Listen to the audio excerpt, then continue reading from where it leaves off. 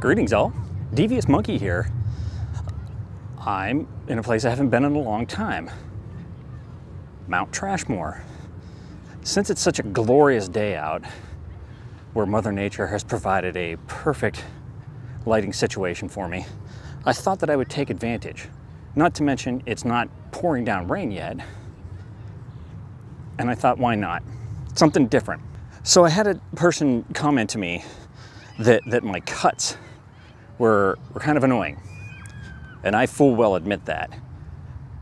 The reason there are so many cuts in my videos is because of my horrible speech. And I have to cut a lot of stuff out. I have a lot of pauses in between what I'm saying, and more importantly, stutters, lippy smacky noises, shit like that. And I cut those out to spare you from having to listen to me smacking my lips and saying dumb shit and having long pauses. What I have decided, and I noticed this in my editing, is that anytime I see the slightest gap in sound, I go in and I cut it out. And that obviously makes my videos very, very jittery and annoying, and I admit it. So thanks for calling me out on that, because I'm going to try to do better. What I have decided to do is not cut out any vocal speech, weird shit thing. I will cut out long gaps though, because those are annoying, and there's no need. I mean, if I left those in, my videos would probably be twice as long, and nobody needs that. Also, I just figured out the whole zooming thing with this Sony Bluetooth grip and this 10 to 18 lens. The lens itself has a 10 to 18 range, which you manually have to spin the ring on the lens to get it to, go back and forth between 10 to 18. When you hit the zoom on the Bluetooth grip, what you're actually doing is the clear image zoom. You turn that on, and that'll take whatever lens you have and give you up to, I think, 2 times. So it's it's a digital zoom, and that gives you just a little bit extra reach. The other thing that I did last night, because I was very dismayed at how awful the footage looked when I was in the office, and I couldn't figure out what the problem was and why it looked so poor in quality, despite the fact that I thought that I had everything the same. I didn't, of course. I forgot to turn on the LED panel that was in front of me. And that obviously makes a huge difference because it looked like crap. But I also realized that I was sort of piecemealing like 8 lights together around my office and studio to try to get somewhat okay, decent lighting. So I thought it was time to be a big boy and get studio lights again.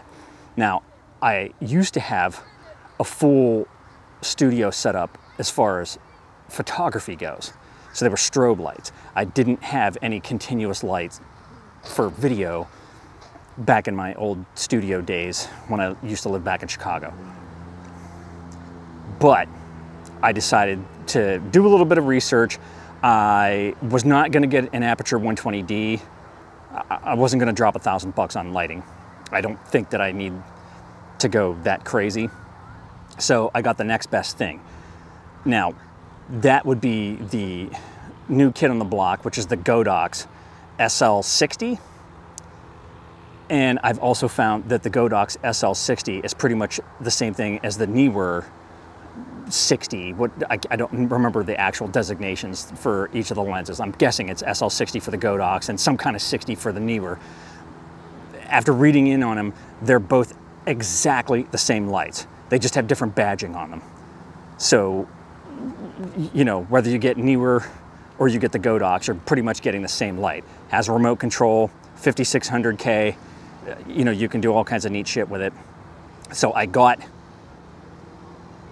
like branded stuff because I got the Neewer light and I got a Neewer, I don't even know if it's octagonal, but I got a big parabolic softbox for it, a 36-incher. And I felt that that's big enough for me, but not too crazy. And everything got good reviews because I went a little bit higher on the softbox than the one that was suggested and ones that I watched the video on, just because I wanted something a little bit bigger and softer and easier to put together and easier to break down, blah, blah, blah, blah. The genius of all this is that I have, you know, I mean, it's my own office, it's my own studio. I'm not taking it, breaking it down and going on to different photo shoots or different video gigs and all that kind of stuff with this light. It's literally going to sit there in front of the area where I have designated that I will be filming my in-studio video portions. But I knew that I needed better lighting, so I got it. I ordered it, supposed to be in on Monday.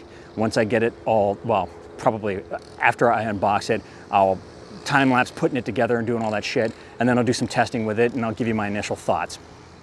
I've come to the farthest bench that I can get to down here away from the landscapers, and they are indeed following me. So I think it's a bust for sitting down here and doing a nice, peaceful, relaxing video. So I'm going to continue walking. There is a big, what is it, gaggle of geese over here. I'm going to like walk up to, possibly through them, and possibly die, because we all know how friendly geese can be. Here we got some duckies. They've started the chatter up now that I've gotten closer. I think they're saying, hey, here comes some douchebag.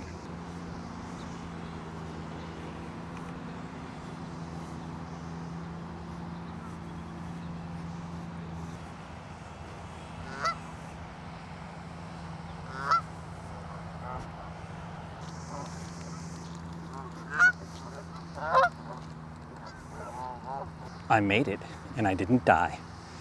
But there are more over here, and this little spot over here has some younger ones, so it could be more dire.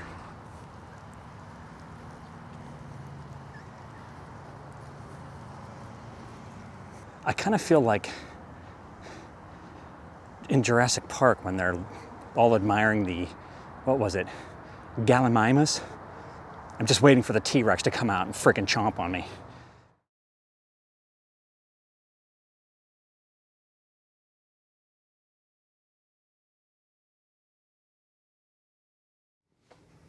Okay, kids, that's all I got for you today.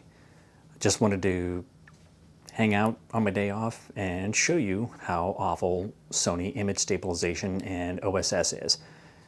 I mean, clearly it's night and day. You can definitely see the difference. And I just wanted to point that out just because I've been talking about it lately. Very disappointing, but that's what gimbals are for. So thanks for joining me. Like, subscribe, and all that shit. And remember, kids, forward and up.